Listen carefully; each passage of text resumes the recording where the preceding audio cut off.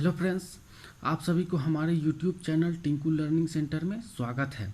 तो हम ALP technician 2018 में पूछे गए मैथ्स के क्वेश्चन को सॉल्व कर रहे हैं। तो चलिए वीडियो को शुरू करते हैं। आज होगा क्वेश्चन नंबर 2091। ठीक ना, क्वेश्चन नंबर 2091 बोलता है कि मेरी वर्तमान आयु का 3/5वां उतना ही है जितना कि मेरे चचेरे भाई में से एक की आयु 5/6वां हिस्सा है। ठीक ना, मेरी 10 साल पहले आयु उनकी आज से 4 वर्ष बाद की आयु होगी। ठीक ना, तो मेरी वर्तमान आयु क्या है। ठीक ना, तो चलिए मैं अपने को ए ले लेता हूँ और चचेरे भाई को क्या लेता हूँ, बी ले लेता हूँ। ठीक ना, तो हम बोले थे काज का के जिधर रहेगा उधर ही मल्टीप्लाई करना है, गुना गुनी। ठीक है, देखिए अपनी आयु का 3/5वां, ठीक है, अपनी आयु का 3/5वां मतलब ये हो गया 3/5 हो जाएगा। और चचेरे भाई का कितना दिया हो, 5/6 दिया हो। ठीक ना, तो इधर 5/6 कर देते हैं। ठीक ना, और ये आपस में बराबर है। ठीक ना, अब देखिए इसको क्षेत्रिक 18 हो जाएगा, 18 हो जाएगा। 18 ए इक्वल टू 5×5 = 25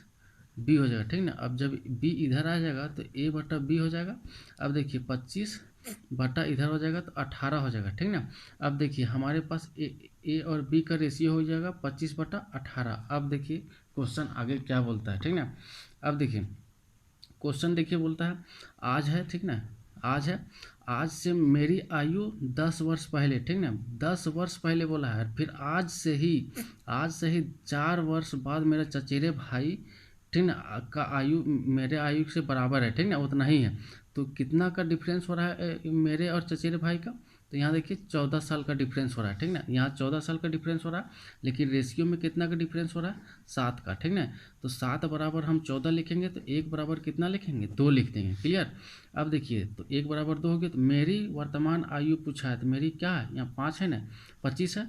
तो 25 को 2 से मल्टीप्लाई करेंगे तो 50 हो जाएगा। मेरा वर्तमान आयु कितना हो जाएगा, 50 हो जाएगा। Option number D. चलिए चलते हैं क्वेश्चन नंबर 2092। ठीक ना, कहता है नीचे दिए गए संख्या में से कौन सी परिमेय संख्या नहीं है। ठीक ना, मतलब इसमें से ढूंढना अपरिमेय संख्या। ठीक ना, तो देखिए परिमेय और अपरिमेय संख्या आप जानते होंगे।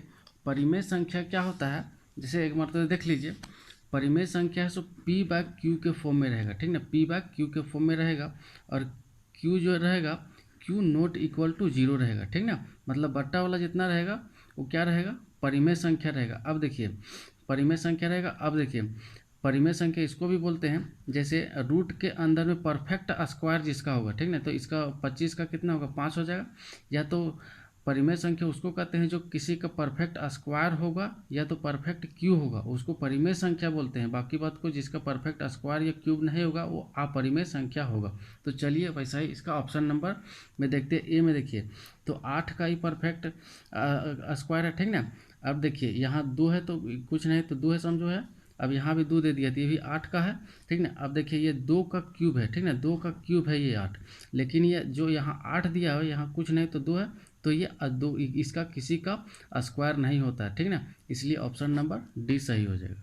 चलिए चलते हैं क्वेश्चन नंबर 2093। ठीक ना, 750 के निवेश राशि पर 3 महीने का ब्याज 18 रुपये है। ठीक ना, तो प्रति वर्ष साधारण ब्याज की दर निकालने बोला। ठीक ना, तो हमारे पास प्रिंसिपल दिया हुआ है 750। ठीक ना, और हमारे पास टाइम दिया हुआ है कितना, 3 महीना। तो इसको ईयर में चेंज करने के लिए 12 से डिवाइड कर देंगे तो 1/4 हो जाएगा। अब देखिए और हमारे पास ब्याज दिया हुआ है कितना, ब्याज दिया हुआ 18 रुपया। ठीक ना, और हमको निकालने बोला है रेट। ठीक ना, हमको क्या निकालने बोला है, रेट बराबर क्या होगा। तो देखिए आप साधारण ब्याज का फॉर्मूला जानते होंगे, P/100 होता है इक्वल टू ब्याज होता है। ठीक ना, क्या होता है, ब्याज होता है। अब देखिए P हमारे पास दिया हुआ 750 दिया हुआ है। ठीक ना, R हमको निकालना है और T दिया हुआ है हमारे पास 1/4। ठीक ना, बटा में 100 लिख लेंगे। ठीक ना, और ये भी बटा में हो जाएगा। ठीक ना,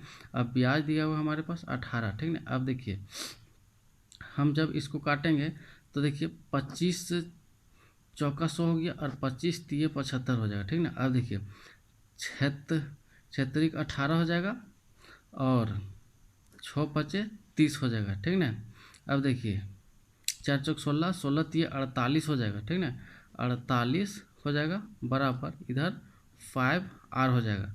जब आप इसको आप डिवाइड कीजिएगा तो आंसर आ जाएगा 9.6% हो जाएगा, ठीक ना। ऑप्शन नंबर डी हो जाएगा। चलिए चलते हैं क्वेश्चन नंबर 2094, ठीक ना। कहता है 2 चचेरे भाइयों के वर्तमान आयु का योग 46 वर्ष है, ठीक ना। 8 साल पहले बड़े की आयु छोटे की आयु से दोगुनी है, तो ठीक ना बड़े भाई की वर्तमान आयु निकालना है, ठीक ना। बड़े भाइयों की वर्तमान आयु निकालना है। चलिए, ये हो गया आपका बड़ा भाई और ये छोटा भाई, ठीक ना। छोटा भाई, ठीक ना। बड़ा बोला बड़ा भाई है, सो छोटा भाई से दोगुना है, ठीक ना। अब देखिए, अब बड़े और छोटे भाई के आयु का योग दिया हुआ कितना, 46 वर्ष दिया हुआ। कितना दिया हुआ, 46 वर्ष दिया हुआ। अब देखिए, अब ये जो दिया हुआ है दोगुना है, बड़े भाई छोटे भाई से दोगुना है, 8 वर्ष पहले का दिया हुआ, ठीक ना।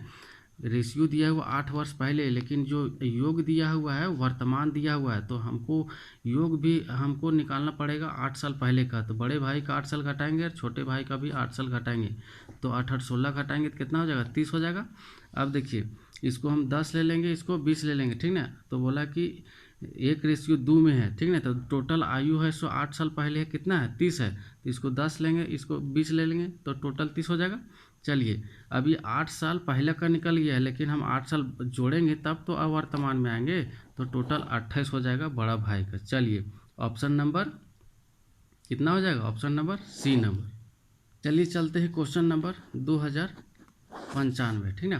कहता है पुराने स्टॉक को समाप्त करने के लिए एक व्यक्ति ने 3,420 है, ठीक ना। 3,420 में एक चाय का सेट बेचा, जो लागत कीमत से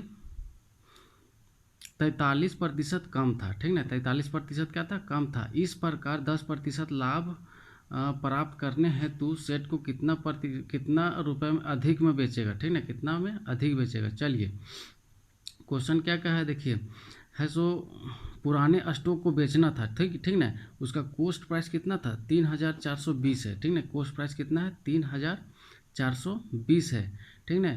तो कॉस्ट प्राइस से है सो कॉस्ट प्राइस कितना रहता है, सो जिसमें से 43% कम पर बेच दिया, तो कितना में बेचा, 57%, ठीक ना। तो ये 57% में क्या कर दिया, बेच दिया है, ठीक ना। तो हमको निकालना है कॉस्ट प्राइस, तो कॉस्ट प्राइस से हमको क्या कर देना पड़ेगा, गुना कर देना पड़ेगा, तो कॉस्ट प्राइस आ जाएगा। अब ये कॉस्ट प्राइस में ही प्रॉफिट होगा ना, तो अब इसी को है सो 10% लाभ पर बेच दिया। 10% लाभ मतलब 110/100 कर देंगे, ठीक ना। 110 क्या कर देंगे, 100 कर देंगे। अब देखिए 100 से 100 कट गया। अब इसको जब काटेंगे हम तो 60 से कट जाएगा, तो 60 इंटू 110, 6600। ये आप क्या आ गया, 10% लाभ पर बेचेगा तो इतना में बेचेगा, ठीक ना। लेकिन इसका कॉस्ट प्राइस कितना है, कॉस्ट प्राइस इसका कितना था, 3,420 रुपया। तो घटाएंगे तब तो पता चलेगा कि कितना अधिक पर बेचना पड़ेगा। तो घटाएंगे तो 0 हो जाएगा, ठीक ना। 0,813, तो ऑप्शन नंबर ए हो जाएगा। आई थिंक आपको समझ में आया होगा। चलिए चलते क्वेश्चन नंबर 2096, ठीक ना। फिर से ये बोर्ड मास का रूल हो गया, ठीक ना। बोर्ड मास का रूल क्या है, BODMAS बोर्ड मास, ठीक ना। पहले हम क्या करेंगे, ब्रैकेट का यूज करेंगे। ऑफ है, ऑफ हिंदी में का बोलेंगे। उसके बाद डिवाइड करेंगे, उसके बाद मल्टीप्लाई करेंगे, उसके बाद एडिशन करेंगे, उसके बाद सब्ट्रैक्ट करेंगे, ठीक ना।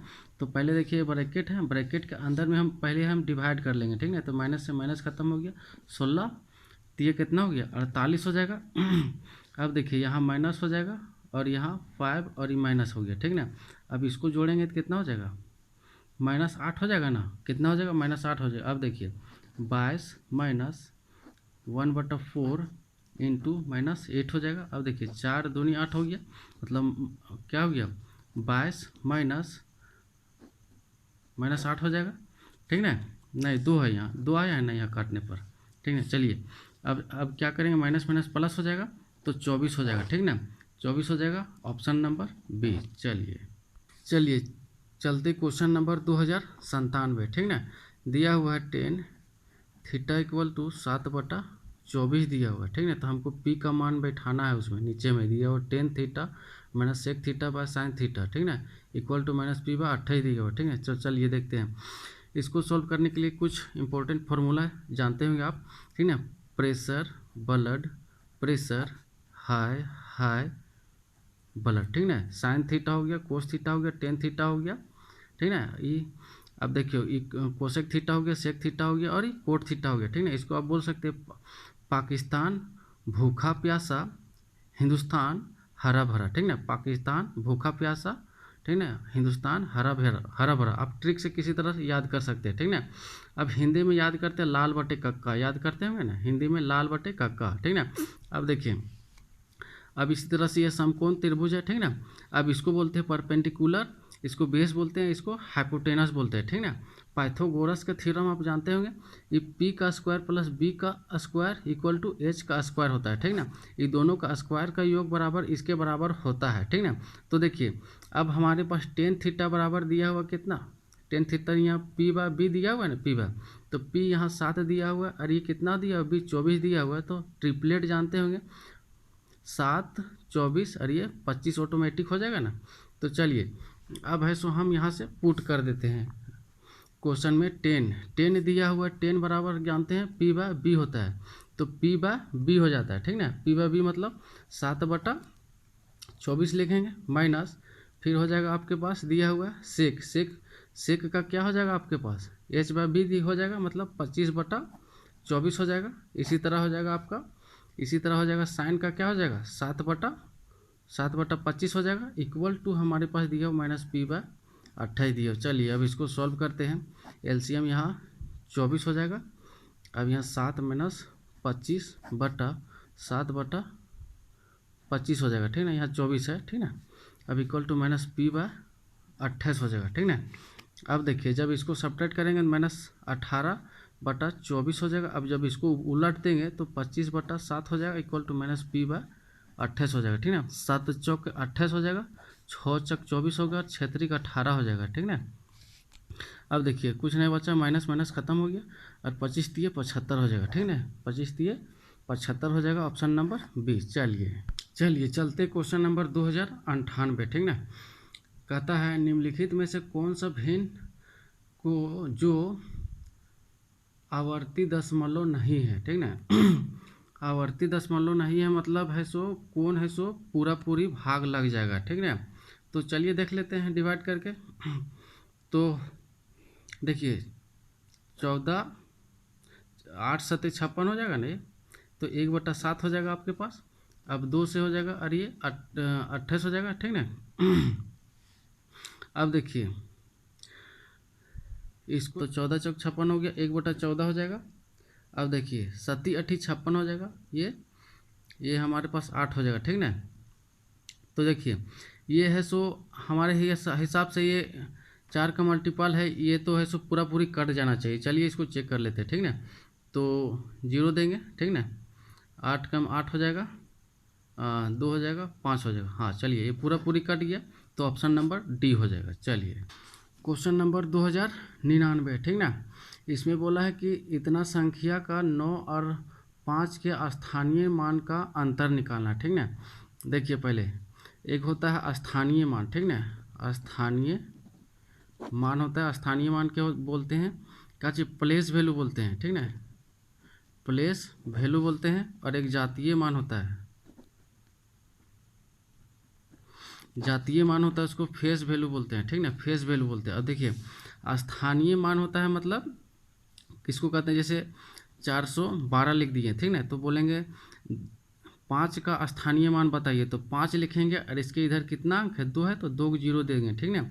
अब बोलेंगे 1 का स्थानीय मान बताइए, तो 1 लिख देंगे और इसके इधर कितना अंक है, 1 है, तो 1 0 बैठा देंगे, ठीक ना।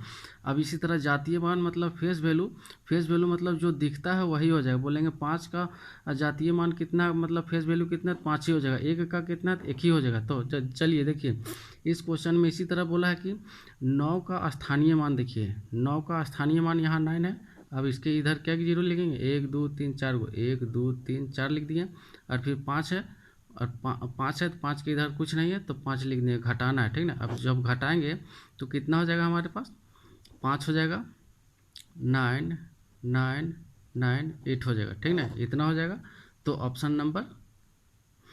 नंबर सी हो जाएगा। चलिए क्वेश्चन नंबर 2100, एक तांबे की तार को मोड़कर वर्ग बनाया जाता है, ठीक ना, जिसका क्षेत्रफल 121 सेंटीमीटर स्क्वायर है। यदि इसी तार को मोड़कर वृत्त बनाया जाता है तो वृत्त का क्षेत्रफल निकालना है, ठीक ना। एक तार को मोड़कर वर्ग बनाया गया, ठीक ना, वर्ग बनाया गया। वर्ग क्या होता है, चारों साइड क्या होता है, बराबर होता है, चारों भुजा क्या होता है, बराबर होता है।